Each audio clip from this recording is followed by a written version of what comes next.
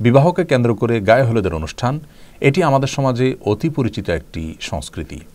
একজন মুসলিমের বিবাহে গায়ে হলুদ নামের কোনো অনুষ্ঠানের অনুষঙ্গ থাকা উচিত নাকি ইসলামের দৃষ্টিকোণ থেকে এটি নাজায়েজ, সে বিষয়টি আজ আমরা ব্যাখ্যা করার চেষ্টা করব ইনশাআল্লাহ বিইذনিল্লাহ। বরকনের গায়ে বিবাহের সময় কেন হলুদ মাখা হয়, এই গায়ে হলুদ অনুষ্ঠানের গোড়ার ইতিহাসই বা কী, সে বিষয়টি আমরা জানার চেষ্টা করেছি। যেটুকু জানতে পেরেছি তা হলো কলকাতার দৈনিক আনন্দবাজার 16 জানুয়ারি 2019 বিষয়ে একটি প্রতিবেদন প্রকাশ করেছে, যার শিরোনাম হলো বিয়ের রীতিতে গায়ে হলুদের চল কেন এলো জানেন।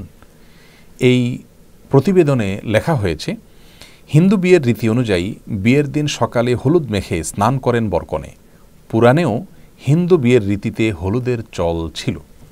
এই প্রতিবেদনে আরও লেখা হয়েছে, পুরাণ ও শাস্ত্রবিদ পূর্বা সেন গুপ্তা তিনি বলেছেন, এটা বৈদিক আচরণ নয়। বেশ কিছু উপকারী দিকের কথা ভেবেই হলুদকে প্রাচীনকাল থেকেই বিবাহের অন্যতম উপকরণ হিসাবে মেনে চলেছি আমরা। অর্থাৎ হিন্দু ধর্মে বা হিন্দু সমাজে এটিকে অনেক উপকারী দিক মাথায় রেখে দীর্ঘদিন থেকে পালন করে আসছে মানুষ। এ বিষয়ে বাংলাপিডিয়া বলছে, বৈদিক যুগ থেকে ভারতীয় হিন্দু সমাজে গাত্রহরিদ্রা বা অধিবাস বিয়ের অনুষ্ঠানে অবশ্য পালনীয় শাস্ত্রাচার ও লোকাচার হিসাবে পালিত হয়ে এসেছে।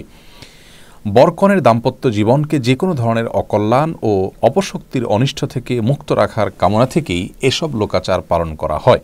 এটি মূলত একটি মাঙ্গলিক অনুষ্ঠান।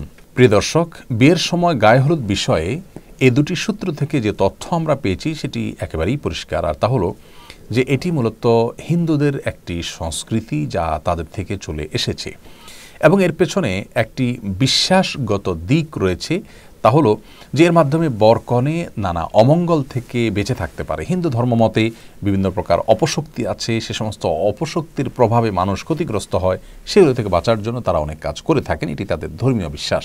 কিন্তু একজন মুসলিম কোন অবস্থাতে এ ধরনের কোনো অপশক্তিতে বিশ্বাস করবার কোনো সুযোগ নেই। ইসলামে এ ধরনের কোনো অপশক্তির কোনো স্থান নেই। সকল কল্যাণ অকল্যাণের একমাত্র মালিক আল্লাহ রাব্বুল আলামিন। আল্লাহর কাছে আশ্রয় চাওয়া ছাড়া এ জাতীয় কোনো বস্তু বা কোনো সংস্কৃতি, কোনো কালচার, এগুলোর মাধ্যমে একজন মুসলিম কোনো অবস্থাতেই কোনো তথাকথিত অপশক্তি থেকে বাঁচার চেষ্টা করার কোনো সুযোগ ইসলামে নেই।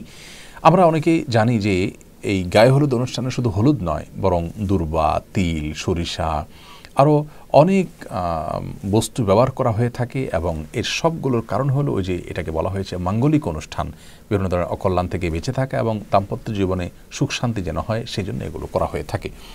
তো প্রথমত এটি হিন্দুদের একটি ধর্মীয় সংস্কৃতি এবং এখানে তাদের বিভিন্ন রকমের বিশ্বাসগত দিক আছে যেগুলো শিরকপূর্ণ বিশ্বাস, একজন মুসলমান কোনো অবস্থাতে সেগুলো বিশ্বাস করতে পারেন না।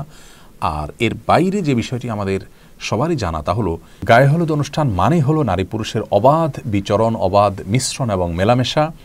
বরের গায়ে অনেক সময় ভাবি কিংবা গায়ে মহারাম মহিলারা হলুদ মেখে দিয়ে থাকেন এবং এটাকে তারা এনজয় করেন। কনের হলুদ অনুষ্ঠানে দেখা যায় গায়ে মহারাম ছেলেরা, পুরুষরা সেখানে থাকেন এবং তারা একে অন্যকে মাখামাখি করে থাকেন, গোটা শরীরে হলুদ মাখামাখি হয়ে থাকে। এর পাশাপাশি গানের যে বিষয়টি, ব্যান্ড পার্টি ইত্যাদি, এগুলো তো গায়ে হলুদ অনুষ্ঠানের অন্যতম গুরুত্বপূর্ণ অনুষঙ্গে পরিণত হয়েছে এবং এর মাধ্যমে অনেক সময় এলাকাবাসীর স্বাভাবিক জীবনযাত্রা দুর্বিষহ হয়ে পড়ে। গানের আওয়াজে আশেপাশে মানুষের বসবাস করাটাই অত্যন্ত কঠিন একটি বিষয় পরিণত হয়ে যায়। বিবাহকে কেন্দ্র করে এ ধরনের গানের অনুষ্ঠানের আয়োজন, ব্যান্ড পার্টি ইত্যাদি আমাদের এই সমাজে করা হয়, যে সমাজের মানুষ নিজেদেরকে সভ্য বলে দাবি করে, অথচ এটি কোনো সভ্য সমাজের মানুষের কাজ হতে পারে না যে আপনার গানের আওয়াজে আশেপাশে মানুষ ডিস্টার্ব ফিল করতে পারেন। তো প্রথমত বাদ্যযন্ত্রের ব্যবহার এবং এই জাতীয় গানের আয়োজনকে আল্লাহ আমাদের জন্য অনুমোদন দেননি। বিবাহকে কেন্দ্র করে যে দব বাজানোর অনুমোদন রয়েছে, ছোট শিশুদের গান করার অনুমতি রয়েছে, এটি সেই অনুমতি নয়। অর্থাৎ এই ব্যান্ড পার্টি করা এবং বড়রা নাচানাচি করা এবং সেখানে আপনার নানা রকমের মিউজিক্যাল ইনস্ট্রুমেন্ট ব্যবহার করা, এটি ইসলাম শরীয়তের দৃষ্টিকোণ থেকে কোনো অবস্থাতে জায়েজ নয়। সেই সাথে আপনার নারী পুরুষের যে অবাধ মেলামেশার বিষয়টি রয়েছে সেটি তো আছেই, আর তার চাইতেও বড় হলো যেখানে হিন্দু আইনে বিশ্বাস রয়েছে যার সঙ্গে একজন মুসলমান কখনো একাত্ম হতে পারেন না। বিবাহ একটি ইবাদত, এটি একটি ধর্মীয় কাজ। বিবাহের সময় আমরা চেষ্টা করি যে ইসলামী পদ্ধতিতে বিবাহটা শুদ্ধভাবে যেন সম্পাদিত হয়। তো সেই বিবাহকে কেন্দ্র করে যে সমস্ত আনুষ্ঠানিকতা আছে সেখানে যদি অনইসলামিক বা ইসলাম সমর্থন করেন এমন কোনো কাজ আমরা করি, তাহলে সেটি কোন অবস্থাতে একজন মুসলমানের জন্য জায়েজ হতে পারে না। অতএব আমাদেরকে সুস্থ শুদ্ধ সংস্কৃতির পথে ফিরে আসতে হবে। আর উদারতার নামে বা দেশীয় কালচারের নামে ভিন্ন ধর্মের সংস্কৃতিকে নিজেদের মধ্যে ধারণ করার কোনো সুযোগ থাকতে পারে না। আল্লাহ তাআলা আমাদের সকলকে বিষয়গুলো উপলব্ধি করার তৌফিক দান করুন।